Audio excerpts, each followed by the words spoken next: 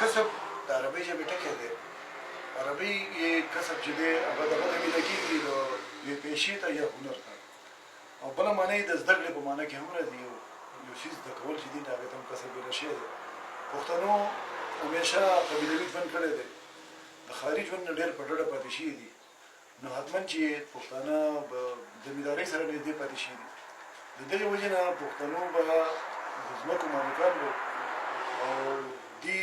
دغه ټول کارونه په خپل سر نه شو کولی. د دغې د وجې نه چې دا کارونه ترسره کړي او د خپلو ضرورتونه پرې پوره کړي، نو دوی به ځان سره نور خلک شاملول پکار وو. او یا دا هم نه شوه کېدی، د زمیندارۍ ګران کار و، ډېر دروند کار و. او د دې سره سره چې زمیندارۍ چې کوم اوزار و یا د زمیندارۍ نور څیزونه پکارېدل بوله، نه هغه ټول څیزونه که د لرګي او که د اوسپنې نو دا هغه هم نشي جوړولی. که هغې جوړولی نو دا کار به دې پاتې کېدو. او بیا هم پښتنو به دا کوله چې ټول د پټي کار به په خپله هم ساتل نشي رسولی، ځکه خو پښتنو د ځان سره دهقان ساتل دی پنځمه، ځکه خو پښتنو د فصل ساتلو دپاره کښې ساتل دی. بیا به دې دومره وزګار نه و چې دا د پټي نه به دومره وزګار نه و، نو ده به غوبه هم ساته ټول کلي په شریکه باندې. نو دې وجې نه انګر لازمي و،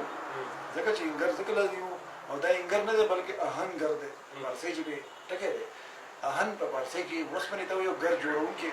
چې د اوسپنې سامان جوړوي. او درودګر چې دی نو دا هم انګر درودګر یو ځای ویلی کېږي د دې معاشرې سره.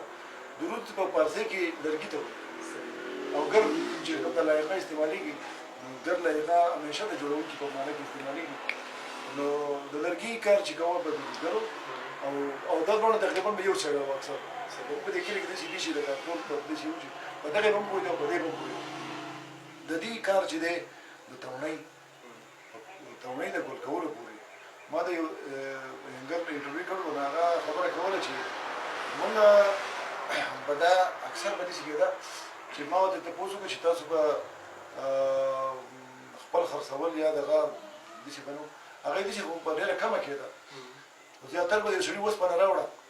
او مونږ به له هغه اوسپنه دغه کړه او جوړه به وکړه، لرګی به پکې ټک و کېدل به. او د دې سره سره به ژرندې د هغوی په حواله وي. او د دې زمانه کې خو د دې زمانه کې نشته، په تېره زمانه کې داسې په کتابونو کې ذکر راغلی دی چې دا ژرندې به د پلو په سر باندې به هم ژرنده وه. زموږ د کلي یو ژرندې ډېر لوی ماهر سړي ما انټرویو کړی وه، هغه ما ته وایي چې د پښتنو کې دا روایت پاتې شوی دی چې ژرنده به د پلو دغه آهنګر چې دی دا به عقیده د دغې پلو په دغې ژرنده کې به ده انګري کوله او خپله برخه به اخیسته. نو یو ډېر لوی اهم کردار و د انګرو او یو ډېر د دې هنر زیات کارونه چې دي هغه به ده کول. لکه د جوماتونه چې دي په هغې کې د ګلکارۍ کار چې دی ډېر نفیس کار چې دی، ډېر خوندور کارونه به ده کول. او دغه ګلکارۍ چې زموږ د تهذیب نښې موږ ته ښيي، یعنې په تمدن کې ښکلی رنګ راوستل دي، هغه تهذیب دی، تعریف یې دغه دی. نو دغه تهذیب نښې چې وي، دغه نښې نښانې د ګلکارۍ په تمدن کې هغه د انګر کار و، د درزګر کار و. انګر او درزګر یو شان دی. دغه کار چې دی دغه زموږ ښایسته اړخ چې دی، د تمدن ښایسته اړخ چې دی، هغه د دې بهترین کاریګر په لاس کې و چې زموږ جوماتونه به پرې ښکلي ښکارېدل، زموږ حجرې به پرې ښکلي ښکارېدې، هغې کې بهترینه ګلکاري. او دا ګلکاري دا داسې دی چې د سوات دی امانتدار و، د زړو سواتیانو نه دی پاتې شوی. د زړو سواتیانو کې خلک وایي چې دا انګران چې دي دا ډېر ماهر و. زموږ دا څونه ولي چې دي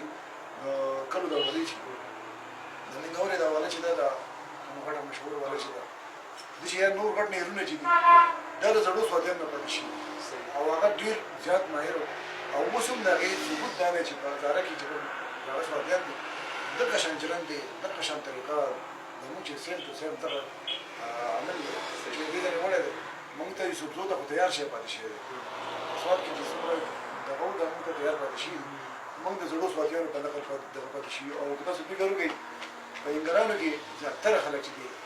زیاتره خلک زاړه سواتیان دي او دا هغه هنرمند خلک پاتې شوي دي یا د هغه هنرمندونه پاتې شوي دي چې هغه هنرمندي لیدلې وه او موږ ته راورسوله. نو د انګر د معاشرې ډېر لوی هم کردار دی خبره دا خبره چې کوم سړی چې په لرګي او اوسپنې دا دوه داسې کارونه دي چې په دې کې کار کوي او دې آزاد کار شروع کړو یو خو دغه پابند کار قسم باقاعده دغه به مقرر وکړه د کلي د پلو د طرف نه به یو سړي ته دغه ورکړی شو پټۍ هغه معلومه چې دا کولې دي دومره کولې دي دومره دغه دی او هغه به کرونده په خپله کوله انګر په خپله به دا پټۍ کوو د دې ټول کلي یوې کشۍ لرونه دا هر څه د تېره کول او دغه او جانان خو ما د ټولو پورې ویلو چې د خلکو په کورونو کې تاونۍ جوړول او بشونه موږ به یخودل او ډېرې کیسې هغه یادولې د انګر کردار ډېر بل فعال په دغه معاشره کې او دغه کار بل چا کولی نه شو دا هنرمند خو په کلي کې د دې دغه به ځکه نه جوړېدو ډېر چم به یې ځکه نه جوړېدو مهالت به یې ځکه نه جوړېدو چې ده به ځان اټل نیو اټل خو په یو مالي و په ټول کلي به دوه مالې وې درې پلوه به دوه نو دوه کورنۍ به پاتې شوې د بل په چې زوی زیات شم دی به لاړ بوډیګرام ته به لاړ نو دوی ته واره واره پراته دي او نسبي پہچان نه دی جوړ شوی او د کسب پہچان جوړ شوی حسب په حساب سره د نسب په حساب سره دغه پہچان نه دی جوړ شوی چې زه به د یو قوم دغه کې نو دا خبره ده او زما په خیال باندې دا په دې کې 80% خلک چې دي زاړه سواتیان دي زاړه سواتیان دي 80% په انګرانو کې دا زاړه سواتیان دي بلکې داسې پکې معلومیږي کورنۍ چې هغه د سلطانویس د کورنۍ خلک نه په دنیا په هر معاشره کې تقریبا چې د یورپي فلمونه سړی وګوري د زړې زړې زمانې او کیسې وګوري په ایټلي کې چې کوم د جنوبي یورپ دی او شمالي او مشرقي هر طرف ته حتی که د افریقې د ملکونو امریکا څومره د ده کار او په دغه کې هېڅ فرق نشته عموما دغه نوم لی بدلېږي بار بار مو ته ویلی کېږي عربۍ مو ته بل ویلی کېږي بل مو ویلی کېږي خو کار تقریبا د یو شان د ده دغه دی نایي په معاشره کې د اهمیت د دې نه غټه خبره بله نشته چې په کنیډا کې یو ریاست دی هغې ته یو سړی جامت د هغه ځای نه راځي نو 2 ګنټې سفر په ویجاز کې کوي 2 ګنټې سفر په دغه یو جامت باندې د هغه چې په ډالرو کې قیمت راځي که نه ځکه چې د هغوی په علاقه ډېره زیاته یخه ده او هلته نایي پاتې کېدی نه شي خپلو کې نایي شته نه او بهر نایي راتلی نه شي نو د دې نه دا اندازه لګي بیا که موږ په دې خپله معاشره کې د نایي دې ته وګورو چې زما دا یو خط لږ معمولي وګت دی بل لږ لږ دی نو ته چې نیمورې ته ځم نو په دې لاره به په دې طرف په میلاس ایښودی چې یاره دا ما په سره که د نایي چاپ مورې نو ډایرکټ په ګاډ نه کوزې درې میاشتې زموږ د معاشرې نه نایي ووتو مراد خان زموږ نه به جنګلیان جوړ شي نو اهمیت یې خو لکه په دې کې څه انکار نشته دویم د کسب خبره شوه چې د نایي کسب عموما به داسې میله کېږي مشران داسې ویني چې بعضې خلکو دا کسب خپله دا کړی دی بعضې خلک چې دی مجبوره کړی شوي دي دې کسب ته راوستل شوي دي په دې کې عموما اولني دور د یوسفزو په اولني دور کې څه شی ده چې غټ خلک چې دی کوم چې د زړو سواتیانو لپاره شوي په هغې مجبوره کړي دي او هغه باندې هغه کارونه یا کسبونه کول یا دا کسبونه داسې ووم نو خو دوی ورته داسې وویلی شو چې مطلب دی د معاشرې کمتر سړی دی بیا دغه حواله باندې نو یو خو دغه خلک چې دی دې د معاشرې په دوه قسمه به موږ بیان کړو یو په خپله مغزي راغلي دي نور څه کار یې نه و پټی نه و د بل علاقې نه راغلی دی د بل ځای کې د هغه ملک او خان هر څه شو خو دلته راغلی مجبوره دی په دوشخیره کې د هغې انچه ځمکه نشته دی به څنګه څه کار شروع کوي که دی غټ پهلوان یوه دهقاني په دی به 5 دهقاني نیسي خو که زما په شان چانچې پاچې نو هغه به بیا یقینا داسې کار کوي چې هغه به آسان کوي او آسان کار به دلته نسبتا به دغه ښکاري دا به زده کوي او داسې شی ده داسې زما په دغه کې هم شته داسې چې خلکو کسب یې زده کړی دی او وروسته کسب ته راغلي بیا د ده کار چې دی اصل خبره د ده په کار باندې اوله زه خو د نایي کار د دغه نه واله نن سبا د موبایل چې دی دا موبایل د ده کار چې دی د زمونږ نایي کړلی په تېر باندې زمونږ د ټولو نه غټه خبره څه ده نایي زمونږ د عزت څومره خیال ساتلی دی دا یو زنانه به خپله زنانه څوک د هېچ چا سره نه روانېده دې دغه به چلب نیولی و دی نایي د پلار د کور نه چې واپس راتله خپله ده دا چلب نایي نیو دی به دې به تله راتله او دی به ورسره ته ښه د دې څه پرې شي دي چې بعضې نایان به نشي راته حسابېدل لکه دا د کور بني ادم چې ډېر قابل اعتبار او ډېر دغه خلک وو خو بیا بعضې خبره ده په یوسفزو کې د بده مرغه څنګه چې دغه خوښۍ ده څه خبره کوي چې ډم خوښۍ ډم ټول نه خوښۍ څه خبره کوي که نه هغه ول خبره ده نو دلته کې دا ټکي پکې په دې کې دغه کېږي حالانکې ټولو پښتنو کې د هر چا خپل دغه شته اتڼ شته خو د یوسفزو نشته یوسفزو به یقینا د دې به وجوهات دي تاریخي وجوهات به یې څه وجه وي نایي د ډېر خدمت د ډېر منډې ترړې د پټو کې زمیندار په پټي کې ناست او دا به پسې بیګ اغوستی و دا به هغه جامت په سر لکه مطلب دا ده چې د ده ذمهوارۍ د جامت نه علاوه نور هم ډېر وي لکه غم ښادۍ کې بالښتونه ایښودل کټونه زه به مختار خان یو بله خبره تاسو ته دغه کړم چې زموږ د کلي یو کس د باچا صاحب په پوج کې او د 1948 جنګ ختم د کشمیر په دې دغه کې چې دی نه په دې پوج کې بنایان وو د دې جورې پکې یو نایي وو د جورې وو د نایي هغه یادوم اوس به راته ګم خو دغه نایي وو نه دې دلې به پیتې ټوپک ورکړی وو کمزوری ټیکه ځکه چې د ده کار په پوج کې وو د ده کار د دې خلکو خدمت وو او دا نورې غوږین ټوپکې او دا نورې کیسې چې وي د نورو په سپایل نه ورکولې نو دې د وې د جهاد د کشمیر جهاد نه او دې پرېښودنه اخر دی چې دی په بس پسې منډه کړه په شاته دربای پسې ورخته و هغه دغه له لاړو جهاد له لاړو په دغې جنګ کې ډېر بادرانو تېښته کړې وه او دا د نرس ویل دي چې په دغه پیتي باندې جنګېدو او کنځلې کولې بدې ردې وې چې ما یې صحیح ټکانه دغه راکړی وی نو د دې ځوان ما بیخ ویسته و کنځل به یې کول یو دغه خبره ده د ملکنډ په دغه کې چې دی د ټولو نه ګران کار چې څه شي دی هغه نښه وړلې بیرغ وړی دي بیا په خلکو کې جوش او ولوله اچول دي ډول سره دا ډکه وو دا ډمه وچوله دا غږ به چا کوو اعلان به چا کوو دا خو د ملالې ټپه وه ټپه به یې کوله په لوړ ځای به ودرېده هغه به یې کولې ډزو ته به ولاړو دا هر څه په اهمیت یې دومره د کراچۍ د کریګر خبره ده په پټي کې چې څنګه نور کسان مخکې ذکر کړو چې دغه به یې کوو ځان سره د خدمتګار اخیستل نو په هغې کې یو پکې خدمت د کراچۍ واخیستل شو او هغې وجه دا وه چې دغه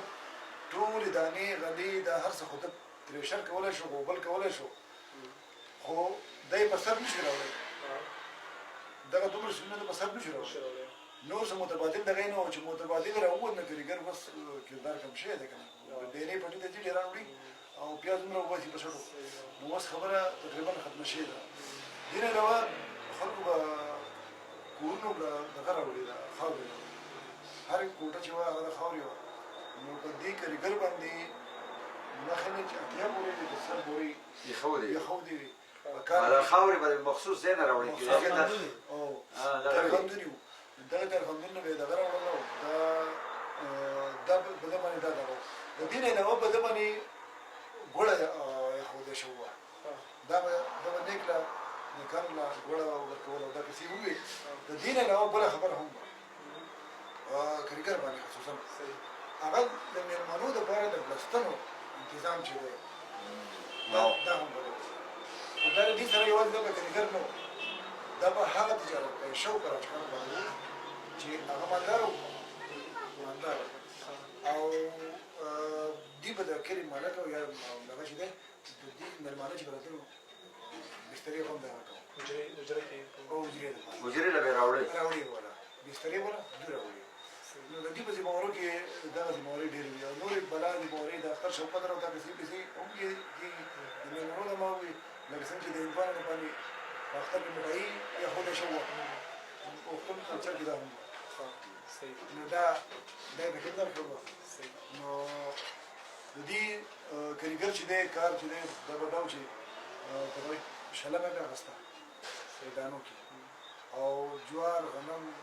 چې کله پراچه تیارېده د دې پراچه پسې به سړی لاړ شي د پراچه چې دی دا د فارسي ژبې ځینې خلک وایي د فارسي ژبې ټکي پرچه نه ورته دی پرچه کپړې ته وایي د کپړې کاروبار کوونکی چې دی نه هغه پراچه دی خو یو خبره داسې هم کېږي چې په دې وسط ایشیا کې خاص کر د ایران په دې شمالي علاقو کې اذربایجان دغه علاقو کې یو ځای داسې دی چې پراچین ورته ویل کېږي هلته پراچي ژبه پیدا کېده بعضې خلکو دا ګمان کوي چې دا پراچه چې دی دا د هغه دی چې کوم راغلي خلک دی دا هغه خلک دی او باقاعده قوم د ژبې ده یعنې د قوم په نوم یادېږي خو د قوم د خبره لپټې ما په دغه باندې لپټ در کېږي ځکه چې دلته کې دا کسب خلک شروع کوي زمونږ په کلي کې ته نه حدیثې کورنۍ شته چې هغه وروستو خره اخیستي دي او که چېرې زموږ د مخې بل څه کسب دی کوه ناڅاپه نه وي دغه شو تجارت دوه قسمه خلک دی یو ترانسپورټر پراچه دی دویم په دې کلي کې یو کس دی هغه موږ ترانسپورټر پراچه کوي موږ په خپله تجارت نه دی کړی خو بلکې د خلکو مال یې وړی راوړی دی هغه په خپله قصه کې دا خبره کوله چې زمونږ دغه چې وو نو زمونږ نیکونه به تاشکند ته تلل هغې به په خپل کمیس کې کاغذ وګنډو او خپله پته یې پکې ولیکله شناختي کارډ وو نو د هغه زمانې نو چې کله به مړ شو په لاره دغه به شو نو هغې خبره کوله چې بیا به واپس حقیل ته راتلل کېده دا ځان ته ترانسپورټر پراچه ویلو او دا دویم پراچه چې تاسو کوم وایي تجارت پیشه دغه دی یقینا دې کې بزنس تایکون لولي خلک ته پرېږدي او هغه دغه کاروبار کړی دی او دغه شی دی خو په دې کې وجه دا ده چې دا زیاتره کاروبار د پراچکانو په لاس کې راغلی دی دې وجې نه ده چې څوک چا تجارت کړی دی هغه ته پراچه ویل دی خو خو بس ګلوان ورته ویلی کېږي اصل کې دې ته ګلوان ویلی کېږي او به زموږ علاقایي اصطلاح ده او دغه ګلوان چې دی دغه په پنجاب کې چې دی ماهیوان دی سونی ماهیوان له د هیر رنجه قصې تاسو روماني قصې دي او هیر چې دی هغه په هیر پسې دی لاړ د رنجه سرګودي نه دا هم د هغو د کور سروي ساتل نوکر شو کړه رنجه چې دی دغه شانتې دغه قصې چې دي نه دې موږ ګلوان شو یا شپونکی شو په دې بیا دغه بدل دي شپونکی دی چې هغه خپل دغه چلی رمې چلی کته پورته کوي اوس ګلوان چې دی نه هغه بلکل د کلي څاروي چې هغه په دې کلي کې به وو او اکثر به دې سړی راغی بهر نه چا په کوټه کې به پاتې شو نو دیاړي ونه نوکري نه وه بل څه کار نه و نو د ده دوه درې کار یا به دی دهقاني کوله که ډېر ضرورت پې نو یو به دی به دوه دهقاني نه وي که ډېرو پیسو ته به ضرورت و یا به ډېر محنت خواهشمن و نو دوه درې دهقانۍ به نه وي یا به که دغه به نه نو نور څه مزدوري به یې کوله نو مزدورۍ خو دیاړي خو ونه دی به په دانو باندې په ټیکه خیر شو یا به د غوبه شو نو د غوبه دپاره بیا قاعده پټی ویستل شوی دی او د غوبه پټی زموږ په دې کلي کې شته تاسو په کلي کې وو د غوبه پټی دی او دغه غوبه پټی دې لپاره و چې د دې فصل چې دی هغه به دا اخیستو کار د ده دا و چې د کلي څاروي چې دي خو په دې کې به دا قید جاروان چې دی په سیند کې به ډېر کارونه جاروان دا کېدل لکه واده خادي به راغله نو جاروان به بیا په سیند باندې پورې غاړې د کورنۍ سره چا کم خادي ده دا کار به جاروان کوو دې نه علاوه اکثر فصلونه کیسې دي دا به کېده په سیند کې به د چا مړی ورک شو جاروان به جاغه راوویسته دې پسې به ګرځېده او داسې بنها لور ډېر کارونه د مېلمانه پورې ویستل را پورې ویستل جاروان په دغه کې راته و دا د دې کلي د خلکو یو په شریکه باندې یو دغه یو قسم د ترانسپورټ و په سیند باندې ترانسپورټ و د یو د پورې راپورې کلي راځي او د دې نه علاوه دې جاروالانو به دا دغه کول چې د خلکو ونډۍ کول عموما ونډۍ د شریکه باندې دغه د هغې سرمن چې ده څاروی دی به جاروان به دې سرمن نیسته او خیک به یې جوړوو هغه به جانې ده نو دا به له دیو سرمن پله هم کوله او چچکۍ او کیسې پیسې به هم د دې خلکو د کلي هر سړی دغه نیکو د چا به پټي به ورغېږو هغه لرګی به دې پرېږو او هغې نه به یې چچکي وکړو او په دې سیند به پورې ویستل دا کیسې پیسې کولې خو د دې نه علاوه دا کار به هم کوو لکه ګرګې وړل شو لرګي وړل شو خو د هغه په پیسو کول پیسو یا د سیند ګرګې درکول خو په دغه کار کې بیا نور خلک هم شامل دي یوازې جلوان کار نه